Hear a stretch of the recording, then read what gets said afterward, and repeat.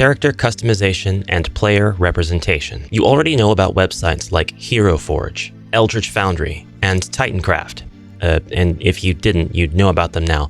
These are experiences which allow you to create a character from almost scratch and manipulate their pose, features, clothing, and for a small fee, or in some cases free, download an STL file or a 3D render of the character that you can use to print out for your tabletop gameplay, and in some cases, have professional painters paint it for you. But what if, instead of every time you wanted to create a new character, instead of every time a brand new player came to your table and you weren't sure if they were going to stick with the game, or you didn't necessarily want them or you to shell out the $25+ that it might cost to get one of these prints ordered from one of these creators, or instead of having to download the file only to go through the trouble of printing it, not knowing if the print's going to turn out right. Well, a lot of us love 3D printing, so these aren't really even cons. We just jump at the chance to print more heroes and more gray shame. What if you wanted a solution that allowed you to build a character piecemeal in seconds from a pre-created and already available assortment of physical items? That is where BardSongs comes in. BardSongs is customizable miniatures, record keeping, and wooden accessories storage.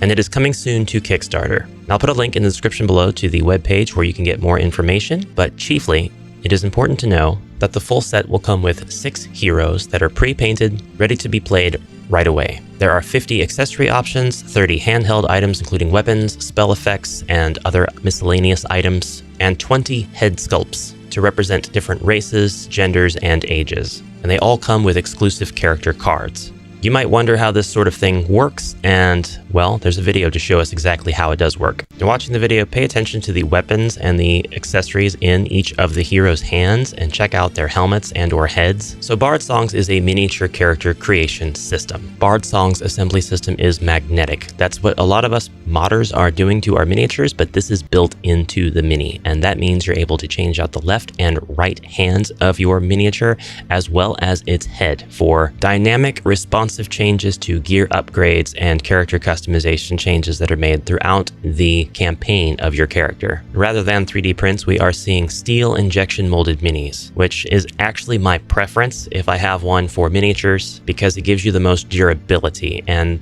with miniatures that have interchangeable parts, this is absolutely necessary. It also provides you with the most level of detail. Although now that we're getting access to 12K 3D resin printers, I don't know that this will always be the case. Somebody can correct me. Is steel injection molding as detailed or superior to 3D printing with a 12K printer? Let me know in the comments below. Now, the character mini and some interchangeable parts is not all you get with the upcoming campaign that BardSongs is going to launch. They are actually including record-keeping tools, and they really go all out. These are storage boxes that are crafted from walnut wood, leather, and brass. The detail in artisanal products like these is stunning, although the price may not be accessible for everyone. Now, if you would like to sign up to get more information, you can certainly do so by submitting your email address on the website that I'm linking in the description below. The campaign is coming soon to Kickstarter, but I can tell you that the Kickstarter is going to launch in January of 2024, and there will be at least 3 tiers. The cheapest tier being a $40 USD single character set,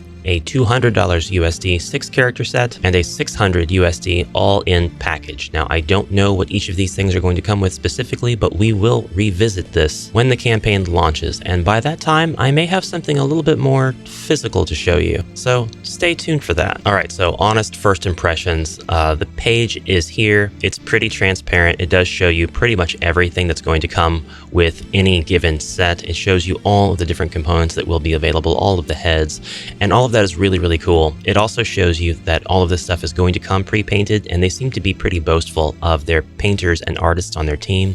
From what I can tell, these paint jobs look really nice. The color choices are aesthetically pleasing to me. It's all stuff that really pops and makes sense, probably on most any board you want to put these on. Will it hero quest? Of course it will hero quest. These people are ready to be customized into whatever class you would like them to be. Now, there are 6 hero bodies, and while the heads seem to indicate that you can kind of apply whatever gender you'd like to the heroes, some of the bodies are quite presenting. Our paladin here, for example, has a breastplate that is quite obviously female, tailored, and our sorceress here, well, she's a classic 80s sorceress, let's just say. But the rogue, the mage, and even the more heavily armored knight options, these are classes that leave things a bit more vague. And while the elf kind of appears female in this shot, I think it would be absolutely fine to have like a male presenting head put on this body. $200 for 6 minis that have a ton of different customization options. That's going to be to each their own. Depending on what each single character pack comes with, I could see this being a pretty good value, because 6 times the $40 valuation per hero is obviously $240 USD, so there is a savings of $40 if you look at it that way, but that tier may also come with additional things. I don't want to speculate too much because it's just too early to tell, but we will get more information. So that's it for now, guys. If you're interested, I will put the link in the description below again, and